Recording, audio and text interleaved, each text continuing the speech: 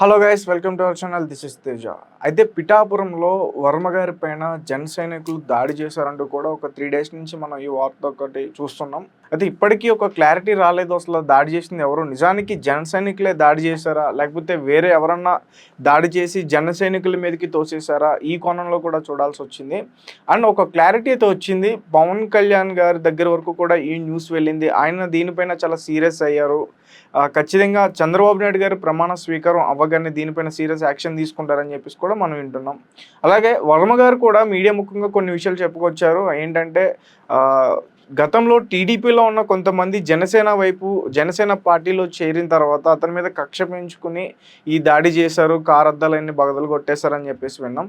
So ప్రస్తుతం ఈ విషయాలను కూడా మనతో పాటు పూర్తిగా మాట్లాడడానికి వర్మ గారి రక్షణ దళం వైపు నుంచి జిమ్ ప్రకాష్ గారు ఉన్నారు ఫోన్ కాల్లో. అతనితో ఒకసారి పూర్తిగా విషయాలన్నీ కూడా తెలుసుకునే ప్రయత్నం చేద్దాం.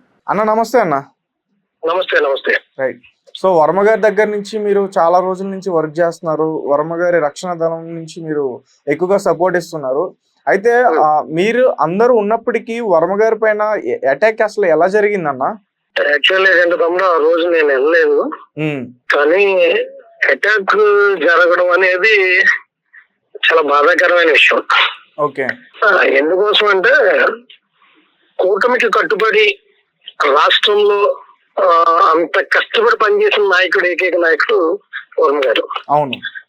అదే విధంగా పవన్ కళ్యాణ్ గారు వర్మ గారి మధ్య ఉన్న సాంగత్యం అంత ఫాస్ట్ గా పనిచేయడానికి, అంత కష్టపడి పనిచేయడానికి కూడా.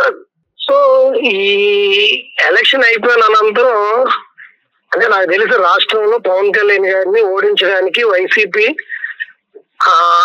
ఇక్కడ ఉన్న ప్రత్యర్థులు, ఈ జిల్లాలో ఉన్న మోస్ట్ నాయకులు, పవర్ఫుల్ నాయకులు అందరూ పవన్ కళ్యాణ్ ఓడించాలని ఒక తపనతో పనిచేశారు ఈ పిఠాపురం కాన్స్టిట్యున్సీలో. అవును.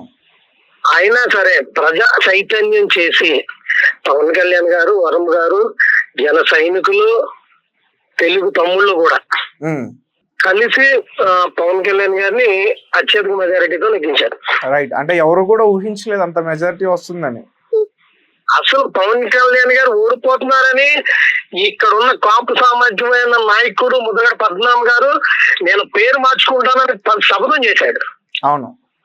అంటే అది వాళ్ళు ఎంత కృషి చేసి ఉంటారు పవన్ కళ్యాణ్ ఓడిపోవడానికి. అంటే వీళ్ళు చేసిన శబ్దాల కోసం కాదు, కానీ వీళ్ళు చేసిన శబ్దం దేనికోసం పవన్ కళ్యాణ్ ఓడిపోవాలని. ఓడిపోతాడని బల్ల బుద్ధి చెప్పారు అందరూ కూడా. సో పిఠాపురం ప్రజలు మాత్రం పవన్ కళ్యాణ్ కోరుకున్నారు. పిఠాపురం ప్రజలు అందరూ చైతన్యం అయ్యి, అటు తెలుగుదేశం కార్యకర్తలు అవ్వచ్చు, తెలుగుదేశం నాయకులు అవ్వచ్చు, జన సైనికులు అందరూ కూటమిగా, నాకు తెలిసి వైఎస్ఆర్ లో ఉన్న అందరూ కూడా పనిచేసి ఉంటారు అనుకుంటున్నాను నేను. ఓకే. ఎందుకోసం అంటే అంత మెజారిటీ వచ్చిందంటే ఒక పార్టీ వాళ్ళు లేకపోతే ఒకరు చేస్తేనో రాదు. సో కొన్ని అండర్స్టాండింగ్ ఉంటాయి. అక్కడ ఉన్న నాయకులు లేకపోతే ఏదో మాట్లాడుకున్నారు.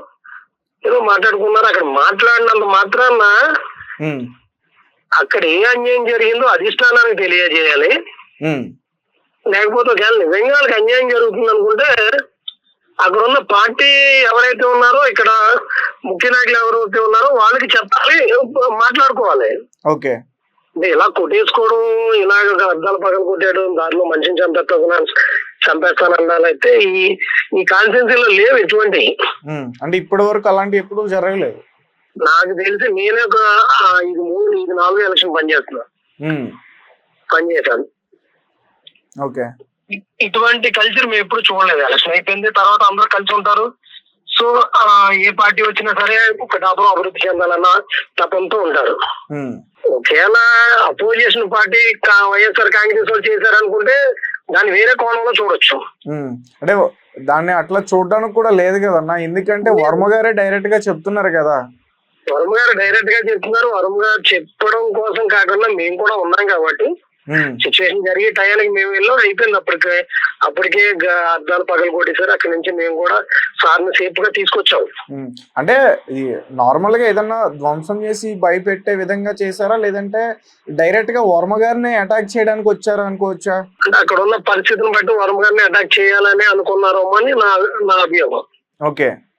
మాట్లాడుకోవాల్సిన విషయంగా ఉంటే పార్టీకి పనిచేసినప్పుడు లేని వ్యతిరేకత ఇప్పుడు ఎందుకు వస్తుంది?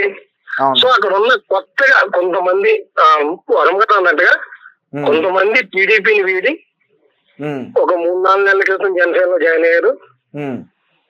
జాయిన్ అయిన వాళ్ళకి ఒకవేళ ఇబ్బంది ఉంటే పార్టీ నాయకులతో మాట్లాడాలి తప్ప ఇలాగా అంటే మీ ఊరు వస్తే మీరు కొట్టేయడం, మా ఊరు వస్తే మేము కొట్టేయడం అనేది కరెక్ట్ కాదని నా ఆలోచన. అంటే ఇప్పుడు ఎక్కడైతే వర్మ గారి పైన దాడి చేశారో అది వాళ్ళ ఊరు, వాళ్ళ విలేజ్ కి సంబంధించిన ప్లేస్ అది. మరి అదే కదా మరి. ఎవరైతే పార్టీ నుంచి వెళ్ళి జనసేనలో జాయిన్ అయ్యారో ఆ వర్గం దాడి చేసింది. ఓకే. సో అంటే మొత్తం అంటే ఇప్పుడు వర్మ గారి వెహికల్, అలాగే వర్మ గారికి సంబంధించిన కారు, క్యాంపెయిన్ చేసిన కారు, ఇవన్నీ కూడా పూర్తిగా ధ్వంసం చేశారంట కదా. వర్మ గారు ఏ కారులో అయితే క్యాంపెయినింగ్ చేశారో, ఏ కారులో అయితే తిరిగారో ఆ కారుని ధ్వంసం చేశారు. దాని మీద నిన్న నేను పేపర్ లో చూశాను, పవన్ కళ్యాణ్ గారు కూడా స్పందించారు. నాగబాబు గారు ఏదో పేపర్ స్టేట్మెంట్ కూడా ఇచ్చారు. ఇలాంటి కల్చర్ కరెక్ట్ కాదని మా ఆలోచన. అంటే యావత్ రాష్ట్రం కూడా జన సైనికులు జనసేనలో ఉన్న నాయకులు వరం గారిని చాలా అంటే పవన్ కళ్యాణ్ గారు ఈక్వల్ గా పొగిడారు.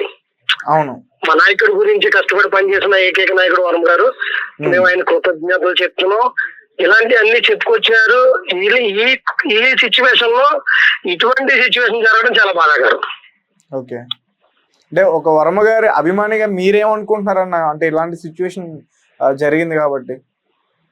అంటే మేము అనుకుంటుంది ఏంటంటే తమ్ముడు, సరే మేము అనుకుంటుంది ఏంటంటే వాస్తవంగా వరం గారే నిజంగా అక్కడ అంటే వీళ్ళ అభియోగం ఏం చేశారు అన్నది పూర్తిగా మాకు తెలియదు. ఒకవేళ నిజంగా వరం గారే అక్కడ మనకి చేయని నాయకుడితో ఏమన్నా మాట్లాడుంటే, మీకు ఒక పార్టీ క్రమశిక్షణ ఉంటది, ఒక పార్టీ ఇక్కడ ఒక కమిటీ ఉంది, జనసేన కమిటీ ఉంది, టీడీపీ ఒక కమిటీ ఉంది. ఇక్కడ కూటమి అంటే ఇద్దరు కలిసి చేయవలసిన బాధ్యత ఉంది కదా. అవును, ఒకరినొకరు కొట్టేసుకుంటే ఇంకెక్కడ జరుగుతుంది, ఇవన్నీ కరెక్ట్ కాదు. ఒకవేళ అదే సిచ్యువేషన్ లో మేము కూడా ఉన్నా, మేము ఒకవేళ చేస్తే దాడి ఎక్కడ దాకా వెళ్తుందండి? రెండు చంద్రబాబు నాయుడు గారు మాట కట్టుకున్నారు కాబట్టి ఈ రోజుకి కూడా మమ్మల్ని ఎవరిని మాట్లాడలేదు. ఓకే. అంటే వర్మ గారు మిమ్మల్ని ముందుకు వెళ్ళనివ్వలేదు వర్మ గారు, అంటే ఈ దాడికి సంబంధించి? అక్కడికి పార్టీ నాయకులు అందరూ వచ్చేసారు ఆ రోజు. కంపల్సరీ అక్కడికి వెళ్ళి ఆ ఊరు వెళ్ళి అడుగుదాం అని అన్నారు. కానీ వరం గారు కూడా మనకి ఇటువంటి సంస్కృతి లేదు. సో ఎవరో కావాలని చేసిన పని పవన్ కళ్యాణ్ గారి మీద లేదా పవన్ కళ్యాణ్ గారి పార్టీ మీద నెట్టడం కూడా కరెక్ట్ కాదు. ఓకే. అంటే ఎక్కువగా పేరు బయటికి వినిపించేదైతే ఇది దాడి చేసింది జన సైనికులే, జనసేనకు సంబంధించిన పార్టీ వ్యక్తులే దాడి చేశారు అని చెప్తున్నారు. వరం గారు కూడా క్లియర్ కట్ గా చెప్పారు తమ్ముడు. కొత్తగా జనసేనలో జాయిన్ అయినటువంటి, కొత్తగా అంటే 3-4 నెలల క్రితం జాయిన్ అయినటువంటి జనసేనలో జాయిన్ అయినటువంటి కొంతమంది చేసిన పనికి. ఓకే. కాదన్నా, ఇప్పుడు వాళ్ళు మీరు ఎలక్షన్ టైంలో కలిసే వర్క్ చేసినట్టున్నారు కదా? చేసాం తమ్ముడు, చేసాం. అంటే డోర్ టు డోర్ ఇలాంటివన్నీ కూడా వర్మ గారితో కలిసే వర్క్ చేశారు కదా? చేసాం కంపల్సరీ. అంటే వర్మ గారి పైన వ్యక్తిగతంగా ఉండి చేశారా, లేకపోతే పార్టీకి సంబంధించిన దాడా ఇది? ఇప్పుడు ఒక పార్టీలో ఉంది ఇలాంటివి చేయడం కరెక్ట్ కాదని, అప్పుడు మనం ఏ యాంగిల్ లో చూడాల్సి వస్తుంది? ఇది కరెక్ట్ కాదు కదా. ఇప్పుడు ఒక వ్యక్తి దగ్గర లేకపోతే ఒక పార్టీలోనూ మనం ఉన్నప్పుడు క్రమశిక్షణ మెయింటైన్ చేయాలి. ఆ క్రమశిక్షణ రహితంగా చేస్తే ఆ పార్టీ కూడా దాన్ని ఖండించాలి. నిన్న అంటే నాకు తెలిసి 3 రోజులు పవన్ కళ్యాణ్ గారు కూడా ఖాళీ లేదు. నిన్న నాగబాబు గారు స్టేట్మెంట్ ఇచ్చిన ప్రకారంగా అయితే కఠినంగా శిక్ష ఉంటుందని చెప్పారు. అలా కఠినంగా శిక్షిస్తే మేము కూడా హ్యాపీ ఫీల్ అవుతాం. ఎందుకంటే కష్టపడి పనిచేసాం, మాకు కూడా గౌరవం జనసేన దక్కించిందన్న ఆలోచన మాకు కూడా ఉంటాం. ఓకే.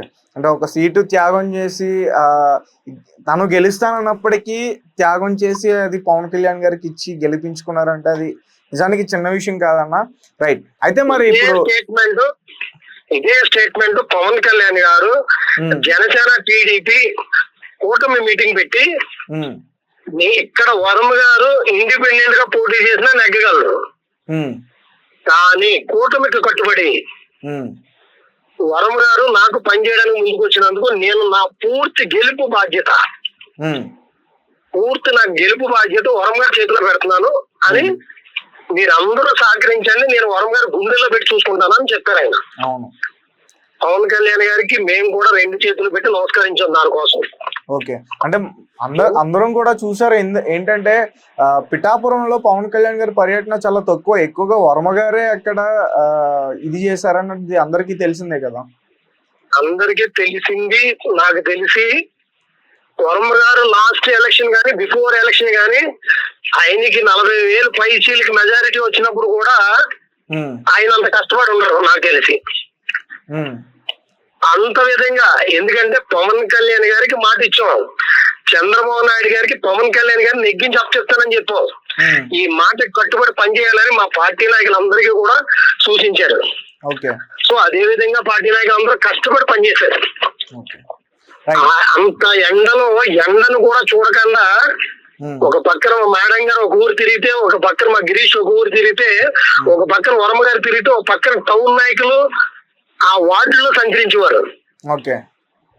ఎంత కష్టపడి పనిచేసాం. ఇలాంటి సిచ్యువేషన్ రావడం అనేది చాలా బాధాకరంగా ఉంది. ఓకే, రైట్ అన్న. ఇప్పుడు మరి ఆ పర్సన్స్ ఎవరో తెలిసిందా? అంటే దాడి చేసిందా లేకపోతే దాడి చేయించారా? ఎవరో పర్సన్స్ ఐడెంటిటీ చేశారా మీరు?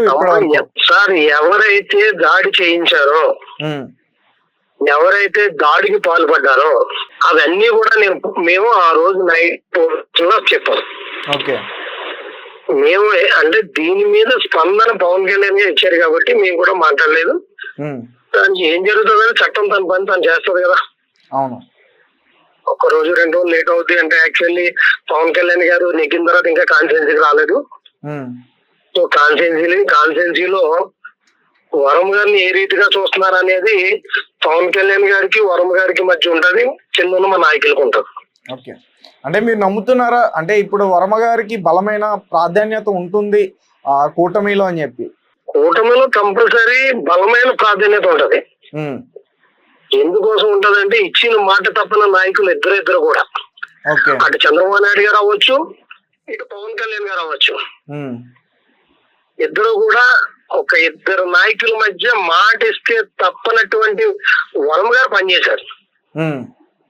సో అది కంపల్సరీ ఉంటది. కింద చిన్న ఇబ్బందులు ఉంటే అవన్నీ సర్దుకోవాలని కూడా పవన్ కళ్యాణ్ గారు ఆ రోజు చెప్పారు. సో అదే విధంగా మేమందరం పనిచేసాం. కోపాలు తాపాలు మనం పవన్ కళ్యాణ్ గారిని నెగ్గించాలంటే 100 మెట్లు దిగి మనం నడాలని అనుకున్నాం. అంతే స్థాయిలో మనం దిగి పనిచేసాం. నిజంగా రాష్ట్రం ఒకవేళ కూటమి వ్యతిరేకించుంటే రాష్ట్రం అల్లాగోలం అయిపోను. పవన్ కళ్యాణ్ గారే నేను తగ్గి పని చేస్తున్నాను, నాకంటే తగ్గి వరం గారు పనిచేస్తున్నారు మనకి. ఈ కూటమి రాష్ట్ర భవిష్యత్తు మార్చడానికి కోసమే నేను నిర్ణయం తీసుకున్నాను పవన్ కళ్యాణ్ గారు చెప్పారు. ఇక్కడ వర్మ గారు నెగ్గించడానికి మాత్రమే, వర్మ గారు పవన్ కళ్యాణ్ నెగ్గించడానికి మాత్రమే ఈ నిర్ణయం తీసుకుని ఎంతమంది అంటే నితిన్ రెడ్డి, చంద్రశేఖర్ రెడ్డి ఇలాంటి ఎంఐఎంఈలు ఈ కాన్స్టిట్యున్సీకి ఇన్ఛార్జీలు వేశారు. ఒక్కో మండలాన్ని 2 నాయకులు పంచుకున్నారు.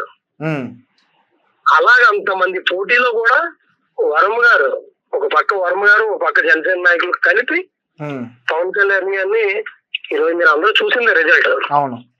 అంత మెజారిటీ వచ్చిందంటే అంటే అందరూ కూడా ఓడిపోతారు. లాస్ట్ రోజు కూడా ఓడిపోతారు అన్న వాళ్ళే. పవన్ కళ్యాణ్ గారు ఓడిపోతారు, ఓడించేస్తారు అంటే వైఎస్ఆర్ నాయకులు బలమైన సంకల్పంతో పనిచేశారు కాబట్టి ఈరోజు పవన్ కళ్యాణ్ గారు మెజారిటీతో నెగ్గారు. ఓకే అన్న, right. Thank you so much అన్న. Thank you.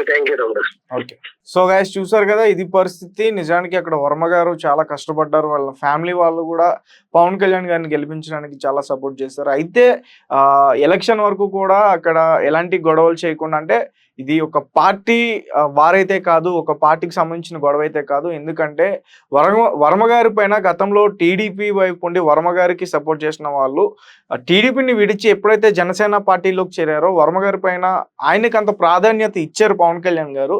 సో వర్మ గారి పైన అందుకనే కక్ష పెంచుకుని ఆయన మీద దాడి చేయడం అయితే జరిగింది.